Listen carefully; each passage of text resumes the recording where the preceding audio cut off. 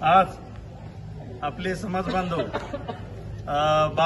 भगवान बाबांचा आशीर्वाद घेऊन तसंच बोदेगावमध्ये माचा आशीर्वाद घेऊन आपला म्हणजे वंजारी समाजाचा व भटकेविमुक्त समाजाचा एसटी मध्ये समावेश करावा याच्यापासून आजपासून उपोषण सुरुवात करणार आहेत। तर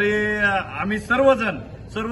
ताकदीनिशी सर्व सकल ओबीसी आपल्या पाठीमागे निश्चितपणे राहू आणि इथून पुढचा लढा लढण्यासाठी आपण कुठल्याही परिस्थितीचा विचार न करता सर्व भटकेविमुक्त असतील सगळं ओबीसी असेल जोपर्यंत आपल्याला एसटी मधून आरक्षण मिळत नाही तोपर्यंत आपल्या रक्ताचं जोपर्यंत पाणी करण्याची आपल्या तयारी आहे त्या पद्धतीने आपण सर्वजण एकजूट होऊन याच्यात कुठलाही भेदभाव न करता सर्व सकल ओबीसी बांधवांनी सदरचे